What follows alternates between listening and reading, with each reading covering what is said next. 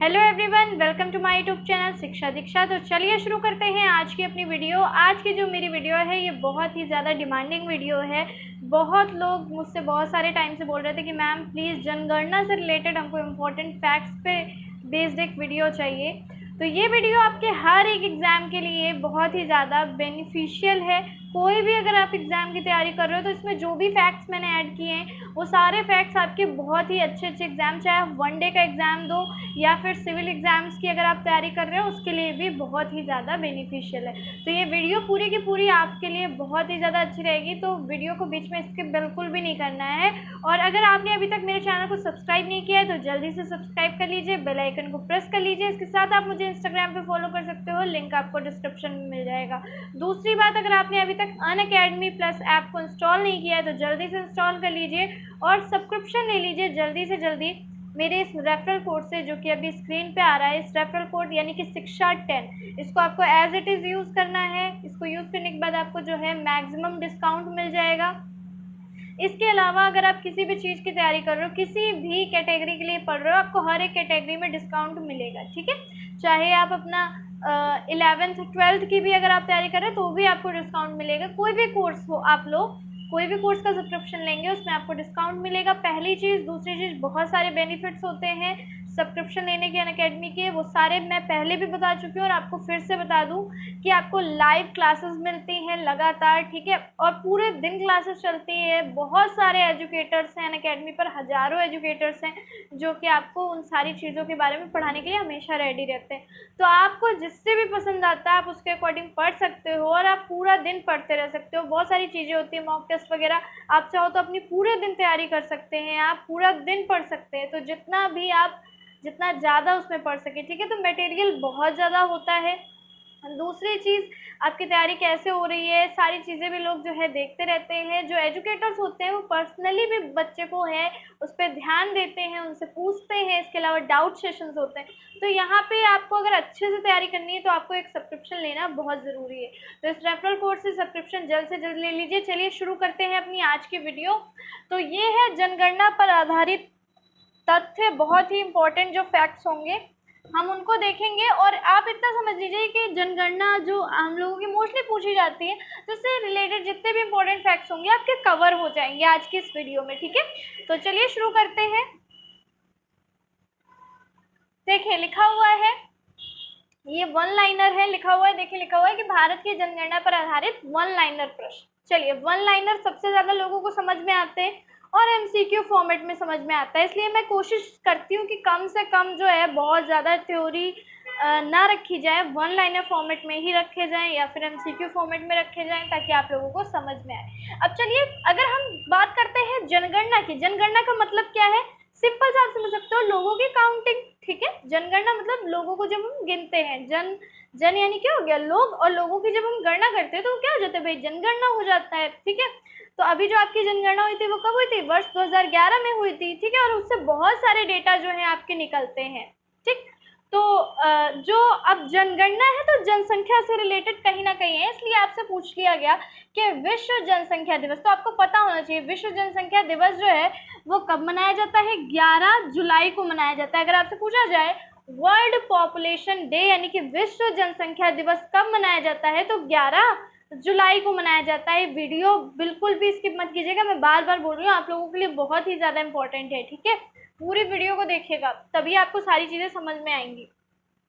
देखिए, तो विश्व जनसंख्या दिवस जो है वो 11 जुलाई को मनाया जाता है, ये हमारा पहला फैक्ट हो गया। दूसरा देखिए लिखा हुआ है भारत की जनगणना का विषय। अब आपसे कई बार पूछ लेता है कि ये जो जनगणना निकाली जाती है ये किस विषय से संबंधित है। मैंने आपको बताया ना, संघ सूची, ठीक है, समवर्ती सूची, ये सारी सूचियां होती है ना, तो ये जो है इसके बारे में मैंने आपको अच्छे से बताया भी है, पहले भी बताया। तो भारत की जनगणना का विषय जो है वो संघ सूची में सम्मिलित किया गया है। जनगणना जो है वो किस सूची से बिलोंग करती है? संघ सूची से, ठीक है। चलिए, उसके बाद देखिए लिखा हुआ है जनसंख्या का अध्ययन। अगर आपसे पूछा जाए पॉपुलेशन का जो हम अध्ययन करते हैं, जनसंख्या का जो अध्ययन किया जाता है वो क्या कहलाता है? इन सबसे क्वेश्चंस आपके आते हैं, ठीक है। तो जनसंख्या का अध्ययन क्या कहलाता है? डेमोग्राफी कहलाता है। याद रखिएगा, क्या कहलाता है? डेमोग्राफी कहलाता है। कभी आपसे पूछ भी लिया जा सकता है, जनसंख्या का अध्ययन मैचिंग में भी आ जाता है, ठीक है। तो इसको याद रखिएगा, जनसंख्या का अध्ययन क्या कहलाता है? डेमोग्राफी कहलाता है। इसके जो भी आपके नोट्स हैं, जो भी आपका पीडीएफ है, आपको दिक्कत परेशान होने की जरूरत नहीं है, पीडीएफ आपको टेलीग्राम ग्रुप में मिल जाएगा, ठीक है। टेलीग्राम ग्रुप की लिंक दी हुई है नीचे, वहां से ज्वाइन कर लीजिएगा। टेलीग्राम ग्रुप पे इसका पीडीएफ जो है वो मैं अवेलेबल करा दूंगी, ओके। देखिए, जो भी कुछ ऐसे क्वेश्चंस होते हैं जो कि एमसीक्यू टाइप के होते हैं, तो उनके पीडीएफ नहीं अवेलेबल कराते हैं, क्योंकि वो आपके डायरेक्ट सॉल्व हो जाते हैं क्लास में। उनके बारे में कुछ ऐसा इंपॉर्टेंट डेटा नहीं है जो कि मैं आपको अलग से बताती हूँ, या आप बोल के ओनली ही बता देते हो, तो उसके लिए आपकी वीडियो ही अगर आप देख लेते हो तो वो आपके लिए सफिशिएंट है। बट कुछ डेटा ऐसा होता है जो हम लोग जल्दी जल्दी बात करते जाते हैं, उसके नोट्स नहीं बना पाते हैं। जैसे मान लीजिए कुछ लोग नोट्स बना रहे होंगे, कुछ लोग नोट्स नहीं बना रहे होंगे, तो उनके लिए जो है ये पीडीएफ वाला मटेरियल काम में आ जाएगा, ठीक है। तो पीडीएफ इसका जो है, इस टाइप की जितने भी वीडियोस होंगे जिनमें वन लाइनर या कुछ फैक्ट्स होंगे, वो सारे आपको मिल जाएंगे, ठीक है। चलिए आते हैं दूसरी स्लाइड पे। अब देखिए, हमने ये 3 चीजें तो देख ली, अब और कुछ देखते हैं। देखिए, लिखा हुआ है कि भारतीय संविधान की धारा 246, भारतीय संविधान की धारा 246 के अंतर्गत जनगणना का कार्य, जो जनगणना का कार्य है, ठीक है, संघ सरकार को सौंपा गया है। संघ सरकार है, केंद्र सरकार को, ठीक है। और इससे इम्पोर्टेंट एक क्या चीज पता चली, ये तो आपको पता ही चल गया, संघ सूची को तो संघ सरकार के ही अंतर्गत आया है, ये आपको पता चला। संविधान की धारा 246 के अंतर्गत अगर आपसे पूछ लिया जाए जनगणना का जो कार्य होता है वो संविधान की कौन सी धारा के अंतर्गत होता है, तो आपको पता होगा, अगर आप इस लाइन को देख लोगे तो आपको याद रहेगा कि धारा 246 के अंतर्गत जो है जनगणना की जाती है, ठीक, याद रखिएगा। चलिए, तो संघ सरकार को कार्य ये सौंपा गया है। उसके बाद देखिए, लिखा हुआ है कि भारत में पहली बार आंशिक जनगणना, आंशिक जनगणना मतलब पूरी जनगणना नहीं, जैसे कि अभी आपकी होती है 2011 में जैसे जनगणना, संपूर्ण एक तरीके से जनगणना, लेकिन आंशिक, आंशिक मतलब उसको आप पूर्ण जनगणना नहीं कह सकते हो, ठीक है। तो पहली बार जो आंशिक जनगणना हुई थी, आंशिक जनगणना, तत्कालीन गवर्नर, उस टाइम गवर्नर कौन थे? Lord Mayo. ये पहली बार ऐसा हुआ था, ठीक है। अगर आपसे पूछ ले पहली बार जो जनगणना कराई गई वो किसके काल में कराई गई, आंशिक जनगणना भी अगर शब्द लगा दे और अगर ऑप्शन में लॉर्ड मेयो दिया हुआ है, ठीक है, तो आपका आंसर लॉर्ड मेयो ही होगा, क्योंकि अगर आंशिक जनगणना के बारे में वो पूछ रहा है तो, ठीक है। तो भारत में पहली बार आंशिक जनगणना तत्कालीन गवर्नर लॉर्ड मेयो के काल में 1972 में कराई गई थी। जितनी भी चीज़ें हैं मैंने सब आपके नोट्स में ऑलरेडी प्रोवाइड करा दी हैं इसमें, ताकि आपको कुछ एक्स्ट्रा इसमें समझाने वाला तो है ही नहीं कि मैं आपको कुछ और भी बहुत ज़्यादा समझाऊं, कि कुछ ऐसा है जो मैंने इसमें नहीं बताया तो वो मैं आपको ओरली बता दूँ। तो वो सारी चीज़ें ऑलरेडी इसमें जो है आपको सब दिख रही है, तो इसीलिए आपको नोट्स जो है वो मैं ज़रूर प्रोवाइड कराऊँगी टेलीग्राम पे।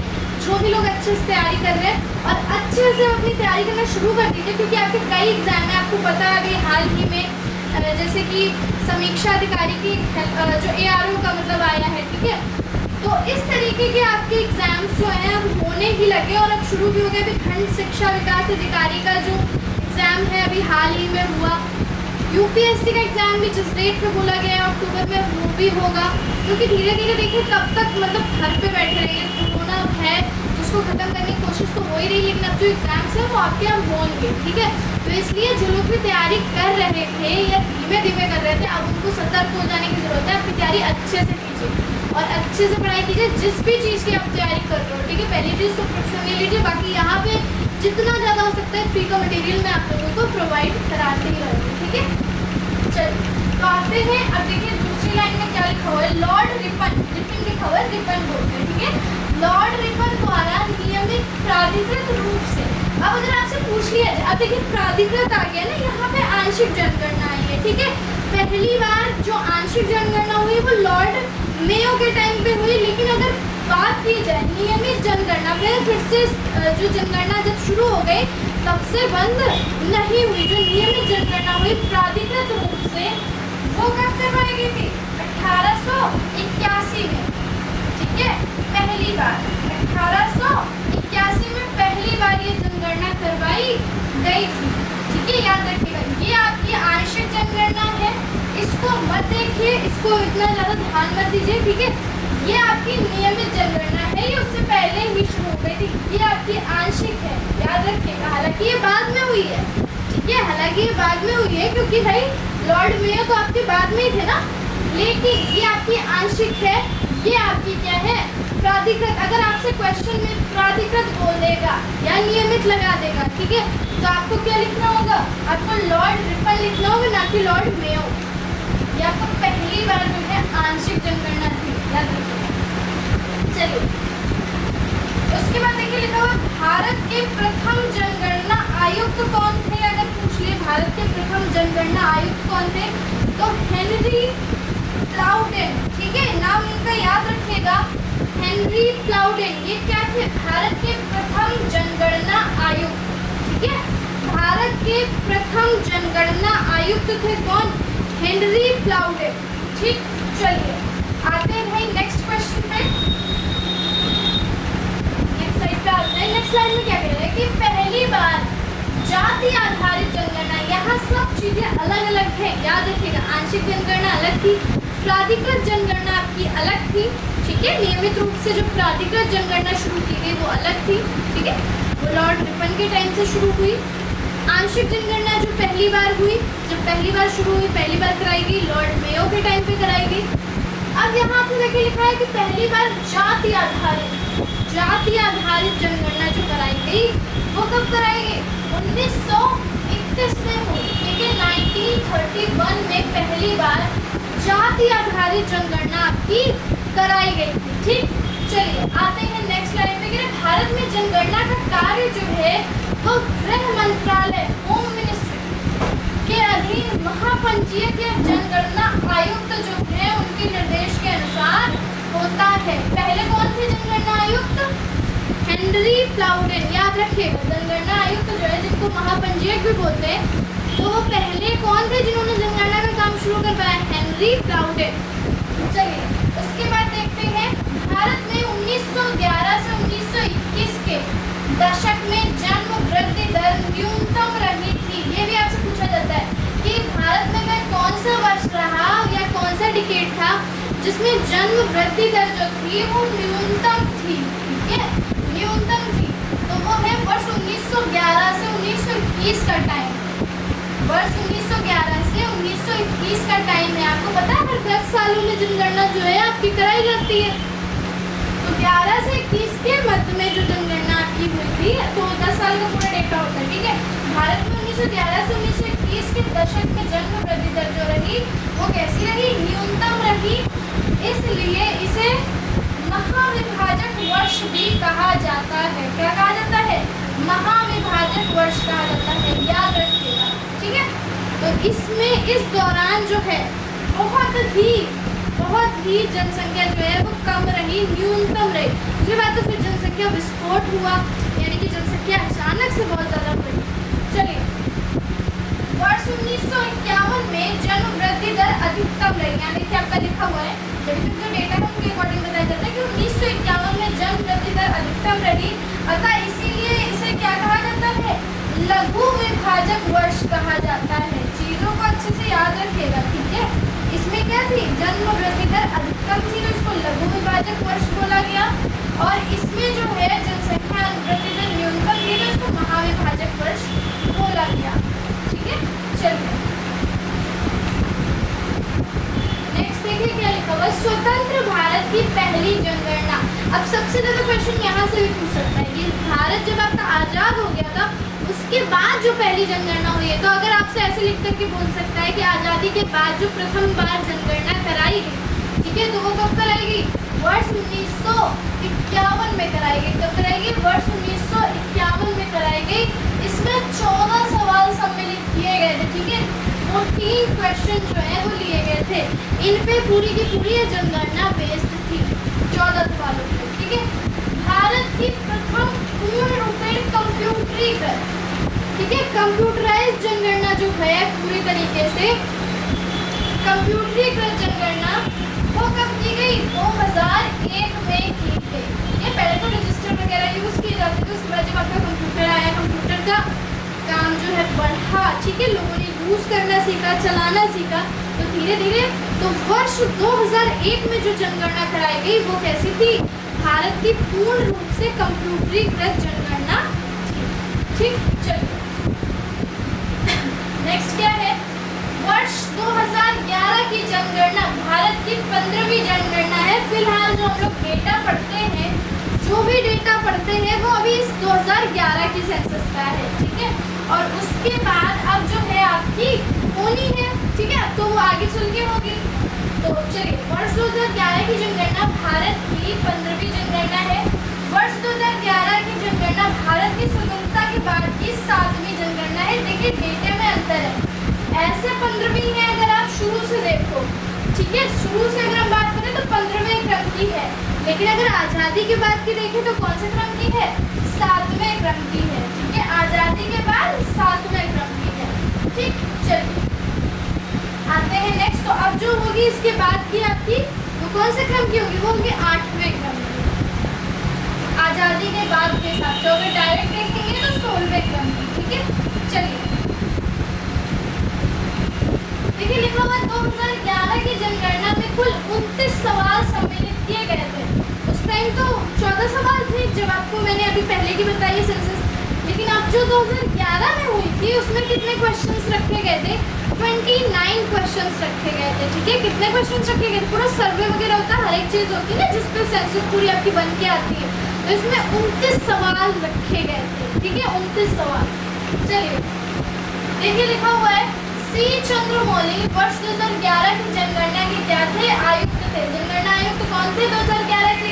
सी चंद्रमौली। इसको याद कर लीजिए उसके बाद, क्योंकि फिर जब आपकी 12वीं जो आपकी 2021 की आ जाएगी। ठीक है, 2021 में अब होगी ना जनगणना। अब अगर भाई कोरोना के हिसाब से तो हम नहीं बोल सकते, लेकिन 10 सालों के हिसाब से तो 2021 में ही आपकी जनगणना जो है वो होनी है। तो आप जो भी होता है आगे चल के उसके बारे में नहीं बोला जा सकता। तो तब तक आपको ये डेटा जो है आपके लिए इम्पोर्टेंट है और आपको याद रखना है।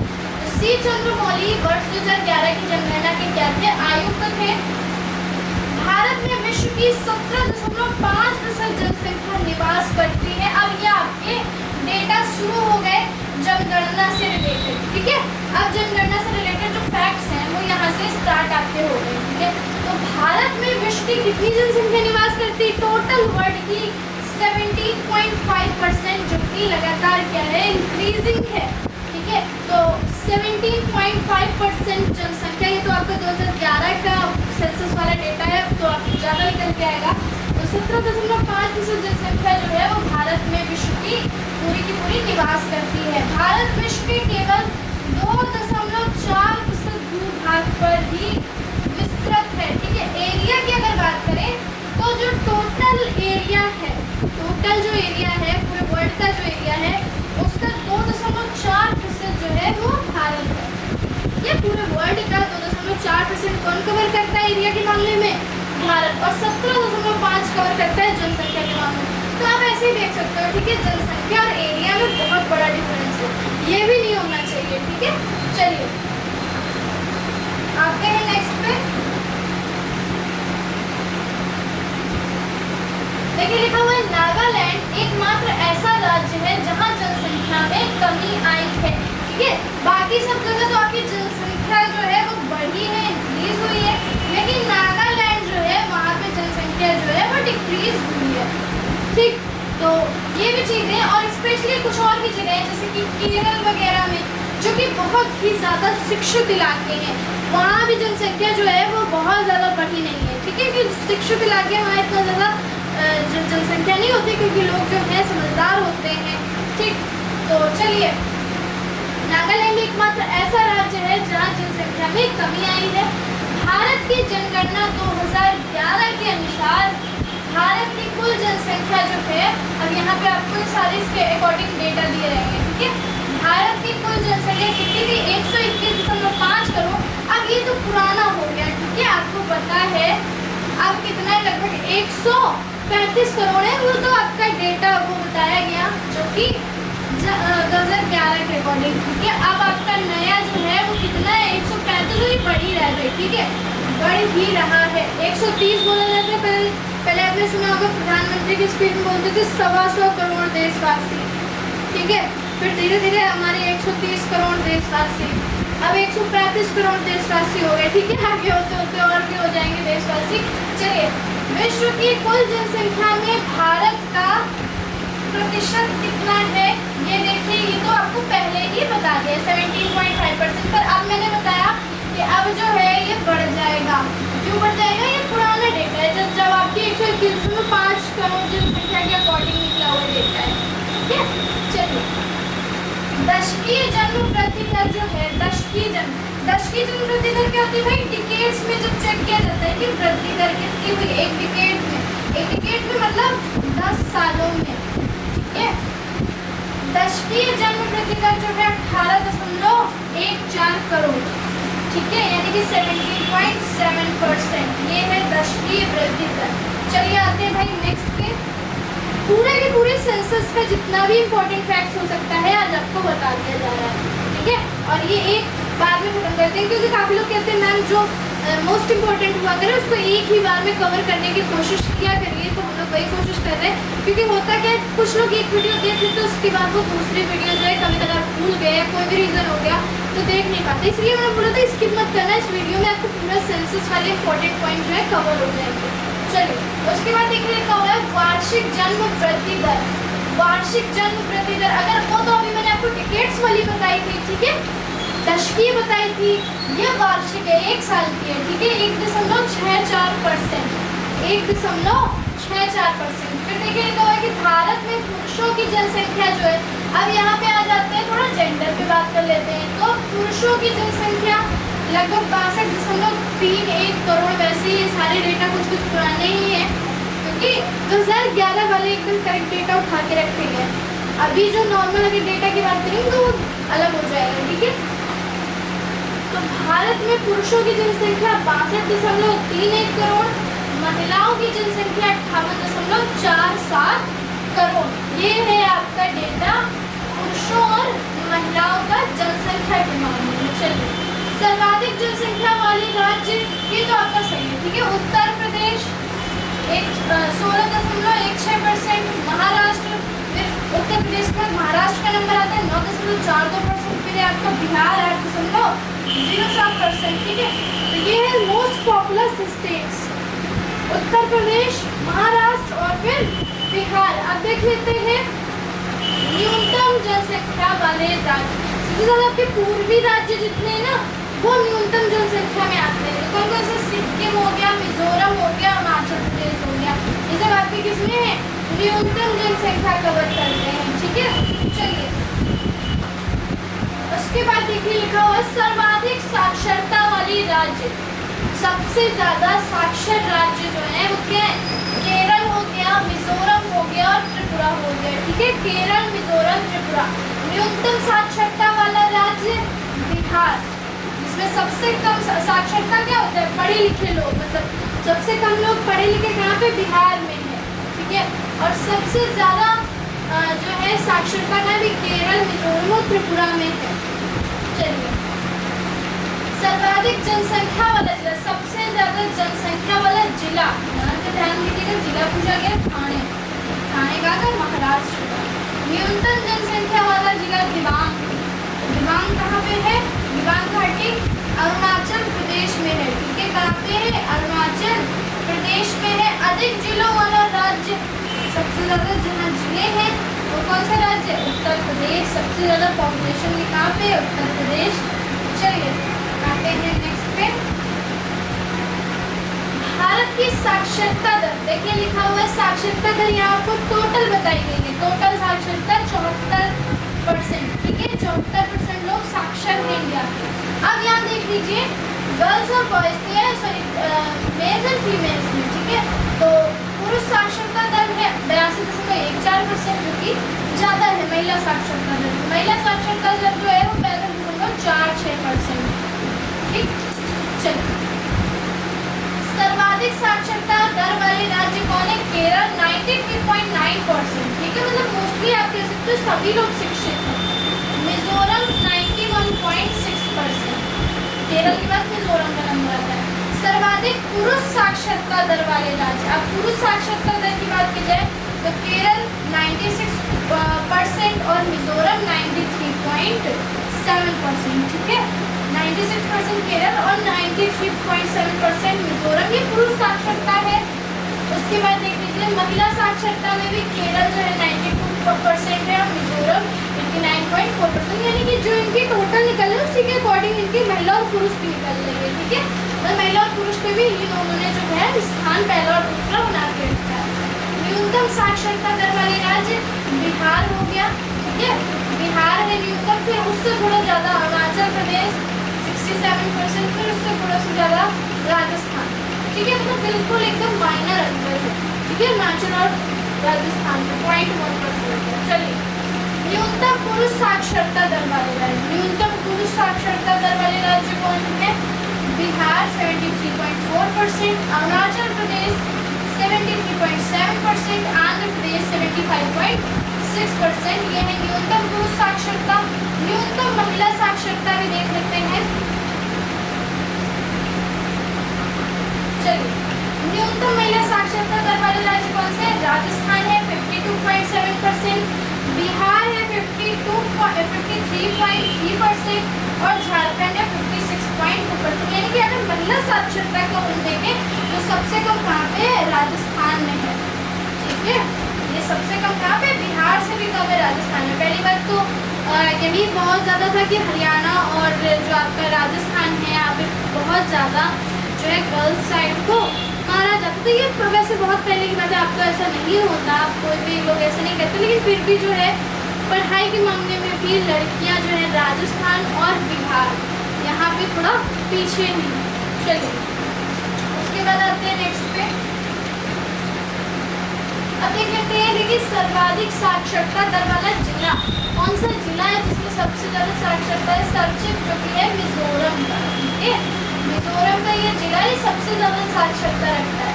न्यूनतम साक्षरता दर वाला जिला है अलीराजपुर और ये कहाँ का है? मध्य प्रदेश का। ये आपको एकदम अलग फैक्ट है, ठीक है, तो आपको ये याद रखना है थोड़े से जो अलग है, बाकी तो लगभग वैसे ही चलेगा। भारत की जनसंख्या घनत्व याद रख लीजिए, जनसंख्या घनत्व, ठीक है, 382 व्यक्ति वर्ग किलोमीटर। देखिए एक वर्ग किलोमीटर में जितने व्यक्ति आते हैं वो उस जगह का जनसंख्या घनत्व बोला जाता है, उस देश का जनसंख्या घनत्व हो जाता है।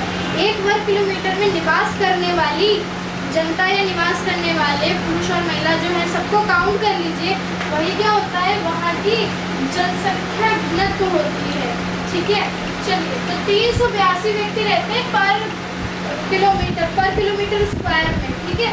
चलिए सर्वाधिक घनत्व वाले राज्य देख लेते हैं, जिनकी सबसे ज़्यादा घनत्व है।